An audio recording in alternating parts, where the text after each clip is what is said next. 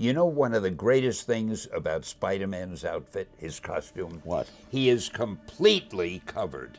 So any kid could imagine he's Spider-Man because no color of the skin shows.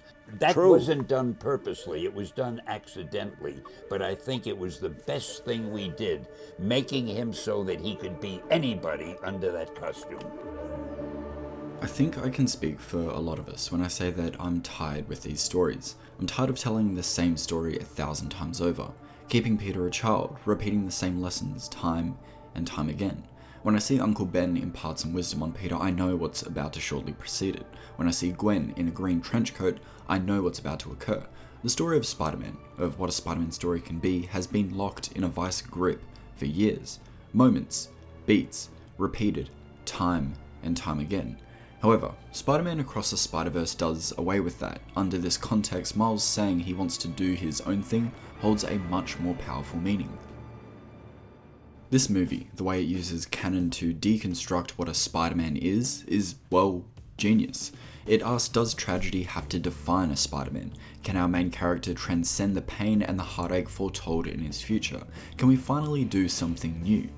In Into the Spider-Verse, Miles is focused on becoming Spider-Man, finding his footing, what Spider-Man he wants to be amidst the backdrop of other well-defined personalities and the shadow of a Peter Parker that looked to have it all. Who is Miles, and what must he become? How can he utilize his talents to become his own Spider-Man, with his own flavor? Now, in Across the Spider-Verse, Miles has successfully become Spider-Man, at least his own version. The movie starting out with him having a handle on things, to a degree. The journey now is to grow beyond being a Spider-Man, to be his own man, to grow beyond what a Spider-Man is said to be, a product of tragedy. This is what this movie is about at its core. Transcending definitions, what a Spider-Man is expected to experience, to move like, to sound like, to look like. It utilizes the multiverse to capitalize on this point, on the idea that Stan put forward, that Spider-Man can be anyone, and for Miles specifically, that he can grow beyond the canon that has been pushed upon the character for decades now. Now, that poses the question, if Across transcends the definition of a Spider-Man tale, if it truly does something new, does that make it the best Spider-Man tale? Well, in my opinion, no.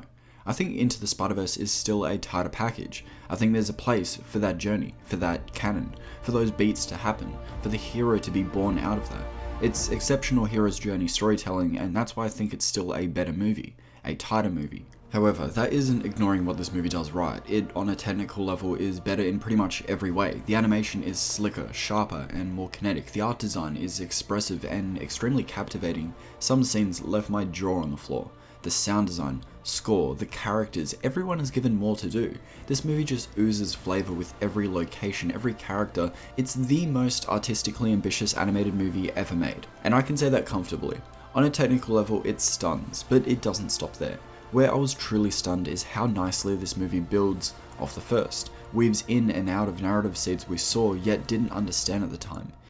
In Across, we learn that the Spot had teleported a spider from Earth 42 to Earth 1610. We learn that the glitching spider was a result of said spider being displaced in the wrong reality, that the green and purple Miles displays when his spider sense takes flight shows his changing destiny from that of the Prowler to Spider-Man.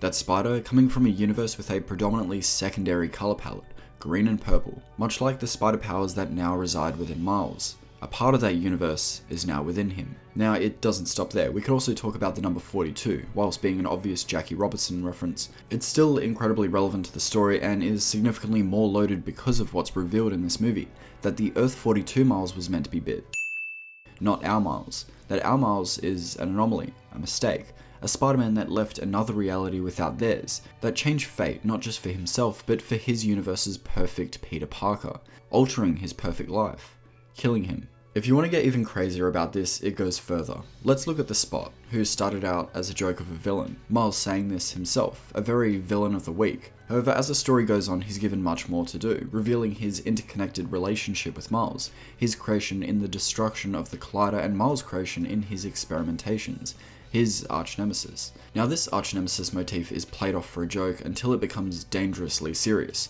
but like the rest of the movie, it builds off the first. The Spot has been here this whole time, and I don't just mean the guy who got hit with the bagel, I mean this. This is fantastic foreshadowing. I need you to realize this. This isn't just a sequel. This is the second part in an interconnected 3-part trilogy in which the Spot is the one true antagonist, his arch nemesis.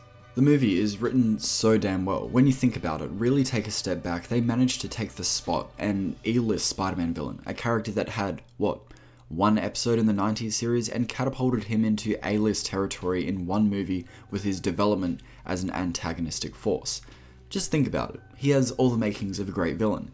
He's a fleshed out character with goals, has a personal tie to the hero, and my god, is he a threat to that hero, what a hero wants, to save his father. Sure, he started out a bit villain of the week, kind of how you'd expect, how he's been portrayed before, but that's the point. The switch, the menace, and the dread that his character evolves into is what makes his character transcend what he once was. That's good writing. Speaking of fantastic writing, this movie does so much to make sense of the convoluted mess that has been made in other multiversal movies. We see some harmony created with the MCU as the branching timeline briefly appears before it morphs into a spider's web illustrating how all these Spider-Man's lives weave together. Much like the TVA, the Spider Society aims to preserve their sacred timeline, or as Miguel calls it, canon events. This movie also goes on to fix the mess regarding Morbius and Vulture. What we initially thought was a universe hop as a result of No Way Home actually turns out to have been a result of the Collider, displacing Spider-Man villains across the multiverse. A mess, as Miguel states, he's been cleaning up. The mess made in the wake of the destruction of the Collider. Spider-Man villains shot to different realities throughout the multiverse, a la what we saw in Morbius. It's all just so damn good. This is how you do the multiverse, using it to your advantage to fix broken scenes, to lay Easter eggs out but never draw too much attention away from the story. That these Easter eggs, these cameos become more than that. That they become characters that serve a purpose to the story, to be an ally, an obstacle, or to foreshadow events that are yet to come. All I'm saying is even if this isn't the MCU Prowler, it's cool that the MCU Aaron Davis has this in his future. As mentioned before, the movie's biggest strength is how it plays with canon. It being so integral to the plot of this movie that it shifts the trajectory of our hero's story, rejecting the destiny laid out for him, his canon events, setting the stage for beyond the Spider-Verse to come. Miles learns that he is an anomaly, that he was never meant to become Spider-Man, that the birth of his hero left a world without one and killed another. Whilst this is a confronting revelation, this actually frees the character up to carve his own path, as he states, "Nah, I'm gonna do my own thing."